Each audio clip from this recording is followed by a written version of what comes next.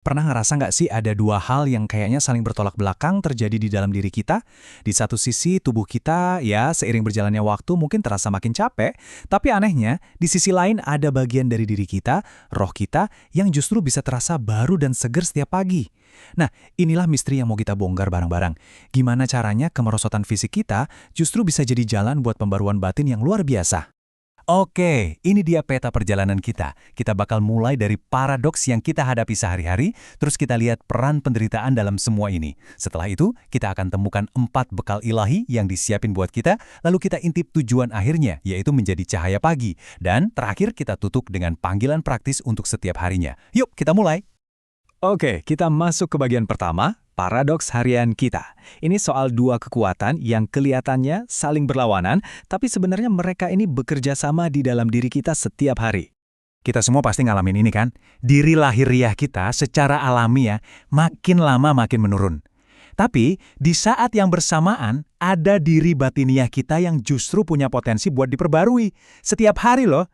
Ini bukan kontradiksi ya, tapi ini adalah sebuah kebenaran spiritual yang fundamental banget. Konsep ini akarnya dari 2 Korintus yang bilang, meskipun manusia lahiriah kami semakin merosot, namun manusia batiniah kami diperbarui dari hari ke hari. Wah, ngerti kalimat ini tuh jadi kunci buat ngebuka pemahaman soal perjalanan rohani kita.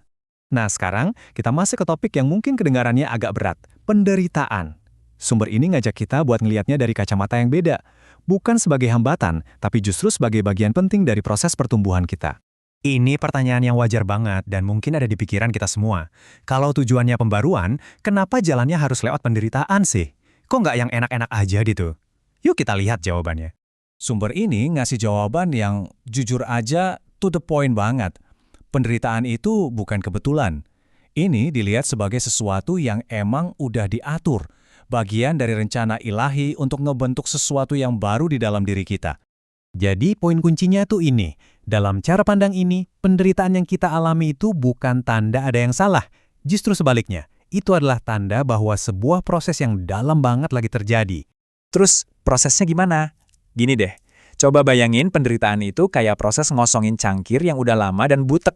Itulah ciptaan lama, supaya bisa diisi sama sesuatu yang baru dan jernih, yaitu ciptaan baru. Nah, proses pengosongan itulah yang ngasih ruang buat pembaruan batin terjadi. Oke, kalau penderitaan itu prosesnya, terus gimana cara kita bisa melewatinya? Apa kita dibiarin sendirian? Tenang, tentu enggak. Sumber ini ngejelasin ada 4 bekal atau pertolongan ilahi yang disediain khusus buat bantu kita dalam proses pembaruan harian ini. Keempat bekal ini kerja barengan, saling mendukung. Apa aja itu? Ada salib, Roh Kudus, Roh Perbauran, dan Firman Kudus. Sekarang yuk kita bedah satu-satu fungsinya secara singkat.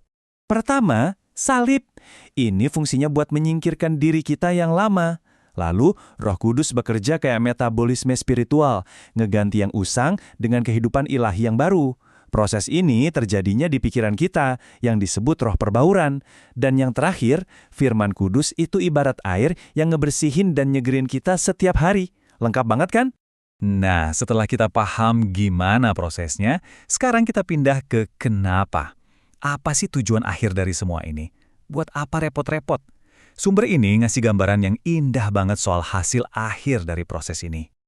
Wah, keren banget kan gambarannya?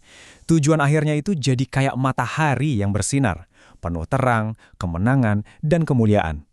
Itulah hasil akhir dari proses pembaruan yang kita jalanin setiap hari. Dan ayat ini ngegambarin sifat prosesnya dengan pas banget. Pertumbuhan rohani itu bukan sulap yang terjadi sekali jadi, tapi kayak cahaya fajar, sebuah proses yang pelan-pelan tapi pasti bikin kita jadi makin terang dari hari ke hari. Dan seberapa penting sih proses harian ini? Coba deh lihat angka ini, 365. Itulah jumlah kebangkitan rohani yang kita butuhkan setiap tahun. Satu kesempatan baru setiap satu pagi. Oke. Sekarang yuk kita tarik semua konsep teologis yang besar ini ke dalam sesuatu yang praktis, yang bisa kita lakuin. Gimana caranya biar pembaruan ini jadi kenyataan di hidup kita sehari-hari, bukan cuma teori aja. Ini dia pesannya. Sederhana tapi kuat banget. Nggak peduli kemarin gimana, nggak peduli semalam kamu gagal apa, setiap pagi itu nawarin kita kesempatan buat mulai lagi, buat disegarkan, dan buat diperbarui. Dan yang paling penting, kita ngejalanin proses ini bukan di tempat yang berbahaya kok. Sumber ini meyakinkan kita kalau di dalam roh kita itu ada tempat perlindungan. Disitulah kita bisa nemuin ketenangan dari pikiran yang kacau, aman dari serangan, dan nerima pembaruan langsung dari Tuhan. Jadi, setelah kita bongkar semua ini, prosesnya, bekalnya, dan tujuannya, semuanya kembali ke satu pertanyaan yang sangat pribadi.